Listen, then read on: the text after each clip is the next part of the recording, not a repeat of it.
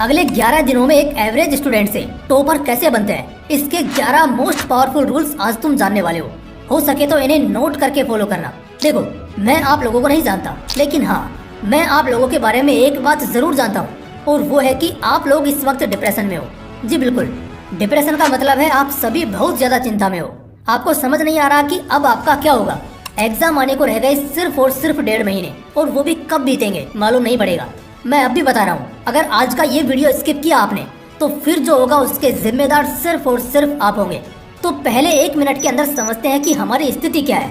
तो देखो भाई, बात दरअसल ये है कि हमारे एग्जाम्स को आने में रह गए सिर्फ 1.5 से 2 महीने, और पढ़ा हमने अब तक कुछ भी नहीं है।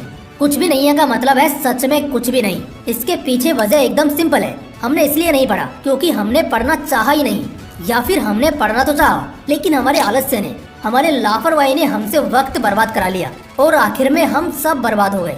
तो अब क्या, मैं पूछता हूँ कि क्या अब कोई ऐसा तरीका बचा है जिससे इस नर्क से निजात मिल सके? तो शायद आप में से सभी के सभी अंदर से कांप रहे होंगे और भगवान से जरूर दुआ कर रहे होंगे कि हे ईश्वर, कोई रास्ता जरूर दिखा दे।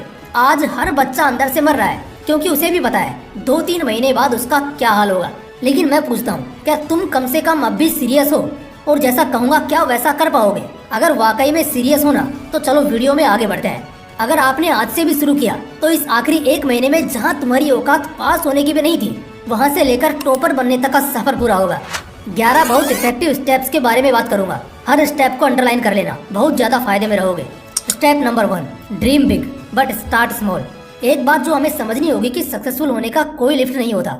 ऐसा कोई लिफ्ट बना ही नहीं है कि जिसमें घुसें, बटन दबाएं और पहुंच जाएं जितनी ऊंचाई पर पहुंचना चाहें। सच्चाई ये है कि तुम्हें सीढ़ियां लेनी ही पड़ेंगी। ये पहला स्टेप कहता है तुम्हें सोचना बहुत बड़ा है। बेशक तुम्हारा टारगेट 85 प्लस, 90 प्लस, 95 प्लस का होना चाहिए, लेकिन कोशिश 0 से शुरू होनी चाहिए।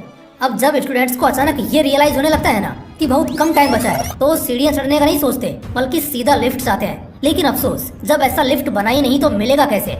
इसलिए छोटी शुरुआत करो। मे भी एक बहुत छोटा सा हिस्सा तुम्हारे सिलेबस का, या कोई छोटा सा चैप्टर, और एक मोमेंटम बनने दो। कंपाउंडिंग इफेक्ट का फायदा होने दो। आज तुम्हारा पिक किया हुआ एक चैप्टर एक छोटा सा हिस्सा है एग्जाम पॉइंट ऑफ व्यू से, लेकिन तुम्हें जानकर शायद झटका लगेगा जब आखिरी तारीख को उसी बुक को पढ़ोगे ना, तुम वो किताब खत्म कर चुके होंगे। समय कम है मगर फिर भी छोटी शुरुआत करो अगर ब्रिलियंट स्कोर करने का सोचा है तो। Step number 2, direction matters. शुरू तो तुमने कर लिया, तुम सफर में आगे भी बढ़ रहे हो, लेकिन एग्जैक्टली तुम कहाँ जा रहे हो ये पता होना बहुत जरूरी है। उस रास्ते पर चलना फिजूल है जहाँ से मंजिल का कोई वास्ता नहीं है। ठीक उसी तरह तुम किस तरह से अपनी प्लानिंग करते हो ये ज्यादा मायने रखेगा। कहीं तुम इस तरह तो नहीं पढ़ रहे जिस तरह एग्जाम का पैटर्न मैच ही नहीं कर रहा हो, या फिर उस पर ज्यादा ध्यान दे रहे हो जो एग्जाम पॉइंट ऑफ व्यू से बहुत कम मायने रखता हो। इसलिए अपने टीचर्स या सीनियर की मदद से एग्जैक्टली सिलेबस को अच्छी तरह जानो और एक अच्छी प्लानिंग बनाओ कि तुम शुरुआत कहाँ से करोगे और कैसे तुम 1 महीने में सारे पोर्शन को टैकल करोगे। एक माइंड मैप तुम्हारे हाथ में होना ही चाहिए। Step number 3, speed your study. तुम्हारे याद करने की स्पीड को नॉर्मल से थोड़ा ज्यादा करना पड़ेगा। जिस तरह हम YouTube पर कोई वीडियो लेक्चर देखते हैं तो टाइम बचाने के लिए उसे 2x कर देते हैं, उसी तरह अब जब पढ़ाई करने बैठे हो, यहाँ तुम कितने मिनट्स के अंदर क्वेश्चन सोल्व करते हो, क्वेश्चंस याद करते हो और कॉन्सेप्ट समझते हो, ये सब बढ़ाना बहुत जरूरी होगा। बिना स्पीड बढ़ाए काम नहीं हो सकता। लेकिन स्पीड कैसे बढ़ाना है ये भी बताऊंगा। पहली चीज कि कॉन्सेप्ट को समझने में ज्यादा से ज्यादा टाइम दो और उसे किसी तरह अपने इमेजिनरी चैप्टर से ऐड करो जिससे तुम कभी भूलोगे नहीं। और अगर कॉन्सेप्ट समझ आ जाता है फिर तुम्हारे लिए उसके क्वेश्चन सोल्व करना पहले से बहुत ज्यादा आसान हो जाएगा और रटने का भी टाइम बच जाएगा। यानी कि जहाँ पहले तुम्हें किसी एक्सरसाइज को कंप्लीट करने के लिए आधा घंटा लगता था, वहीं वो एक्सरसाइजेज अब 15 मिनट में होने लगेगी। Step number 4, see yourself as a topper. शायद ये बात तुम्हें हल्की लगे, लेकिन सबसे ज्यादा जरूरी यही पॉइंट है। तुम ना खुद को टॉपर मान लेना। ये विजुअलाइजेशन बहुत हेल्प करता है। एक तरह जहाँ स्टूडेंट्स खुद को फेलियर समझते रहते हैं, इस चक्कर में आज जो उन्हें पढ़ना है, लो कॉन्फिडेंस और एंजाइटी की वजह से वो भी नहीं पढ़ पाते, तो ये जो आखिरी 1-1.5 महीने बचे होते हैं ये भी खत्म हो जाते हैं। लेकिन जब किसी बच्चे को उम्मीद होती है कि वो टॉप कर सकता है, वो अच्छा स्कोर कर सकता है, तो फिर वो 1-1 मिनट की इज्जत करता है और इस होप की वजह से वो अब आलस्य नहीं करेंगे और उनका मन भी लगातार पढ़ने में लगा रहेगा। तो चाहे साइंस को मानो या फिर साइकोलॉजी को, दोनों ही तरह से साबित हो चुकी है कि अगर तुम एग्जाम के आखिरी दिनों में खुद को एज ए टॉपर देखते हो तो तुम्हारे स्कोर्स अच्छे होने के चांसेस 50% से बढ़ जाते हैं। Step number 5, commit to excellence. एक बहुत बढ़िया फॉर्मूला देने जा रहा हूँ, गौर से सुनना। Surplus equal to quality over quantity. यानी कि फायदा तभी होगा जब तुम क्वालिटी को पढ़ोगे ना कि क्वांटिटी को। याद रखना, 15-15 घंटे पढ़ने से मार्क्स नहीं आएंगे, बल्कि 15 चैप्टर्स में एक्सेल करने से टॉप करोगे। लेकिन सर 15 चैप्टर्स तो तभी होंगे ना जब 15 घंटे पढ़ने बैठेंगे। तो इसका जवाब है शायद नहीं। कुछ लोग लंबे देर तक पढ़ने का सोचकर बैठ तो जाते हैं, लेकिन वो थोड़ा कुछ पढ़ते हैं, फिर फोन चलाने लगते हैं, फिर थोड़ा कुछ पढ़ते हैं, कुछ खाने लगते हैं, और इस तरह वो सोचते हैं कि वो 15 घंटे पढ़ सकते हैं। मैं कहता हूँ जब तुम खुशी नहीं हो या फिर अगर तुम प्रोडक्टिव नहीं हो तो फायदा क्या है 15 घंटे बैठने का। इस स्टेप से बस इतना क्लियर करना था कि माना टाइम कम है और सिचुएशन कॉम्प्लिकेटेड है, लेकिन ऐसी हरकत करके तुम इसे और कॉम्प्लिकेटेड कर लोगे।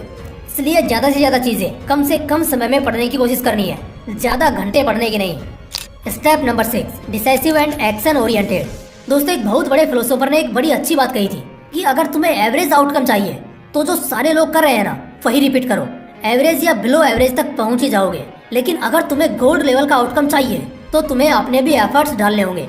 इसका मतलब है कि सिर्फ रटना नहीं है, बल्कि क्रिएटिव होकर इसी चीज को और बेहतर तरीके से कैसे किया जा सकता है इसका सिलेक्शन कर रहा है। एक्शन ओरिएंटेड का मतलब होता है कि तुम किसी भी प्रॉब्लम से डील करने के लिए कितने उत्साहित हो या कितने कैपेबल हो, ये दिखाता है।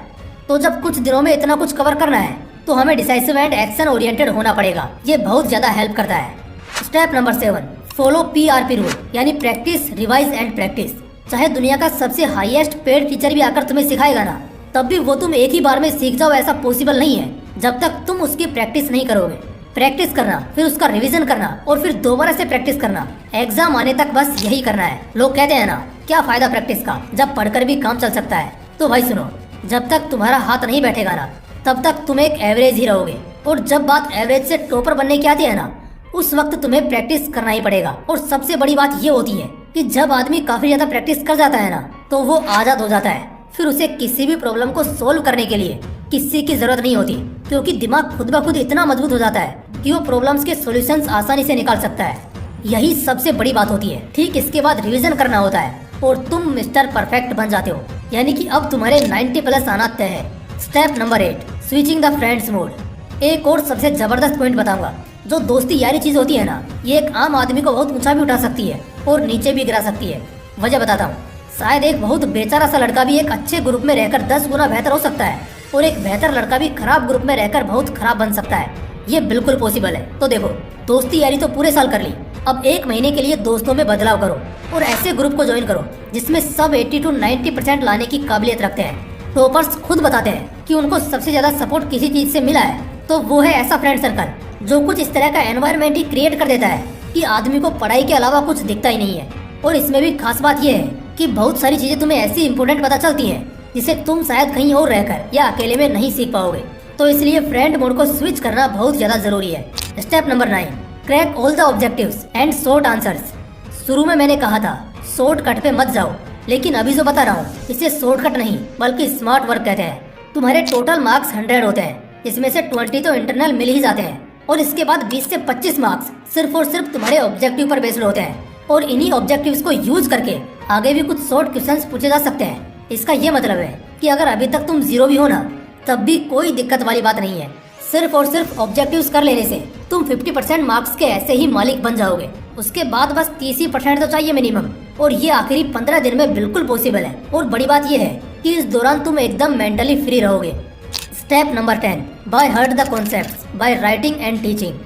जो भी सारे कॉन्सेप्ट्स है ना उन्हें सीखने के लिए और हमेशा के लिए अगर दिमाग में फिट रखना चाहते हो तो ये सिर्फ 2 ही तरह से पॉसिबल हो पाएगा। पहला तो इसे लिख लिख कर सीखना शुरू कर दो, क्योंकि लिखी हुई बातें हम जल्दी नहीं भूलते। साथ ही इसे दूसरों को सिखाओ। इससे बेहतर कोई तरीका हो ही नहीं सकता अगर तुम वाकई में अपने कॉन्सेप्ट्स को तगड़ा करना चाहते हो तो। बहुत सिंपल बातें हैं जिन चीजों को याद करने में दिक्कत है। 1 घंटे का काम बस 20 मिनट में हो जाएगा। 3 बार देख कर लिखो और 2 बार बिना देखे लिखो। इसके बाद सिर्फ और सिर्फ तुम्हें रिवीजन की ही जरूरत पड़ेगी बस। और इससे भी बढ़िया रहेगा जब तुम किसी को सिखा सको जो तुमने सीखा है। ये चीजें काफी हेल्प करेंगी तुम्हें। Step number 11, become isolated with notes and previous year question papers. आखिरी और सबसे इफेक्टिव स्टेप, आइसोलेशन में चले जाओ। Previous year question paper solve करो। कोविड का दिन याद है ना, कहीं बाहर निकलना नहीं, कहीं भी बाहर जाना नहीं, किसी से मिलना नहीं। बस अगले 1 महीने के लिए ना खुद को कुछ उसी तरह से आइसोलेशन में सेटल कर लो। फायदा जानते हो क्या होगा इससे? रिपोर्ट्स बताती हैं कि सिर्फ डिस्ट्रैक्शन हटने से प्रोडक्टिविटी 2 गुना से ज्यादा बढ़ जाती है। इसका मतलब है सिर्फ अगर आइसोलेट होकर भी रह गए ना तो भी प्रिपरेशन की स्पीड 2 गुना तो ऐसे ही बढ़ जाएगी।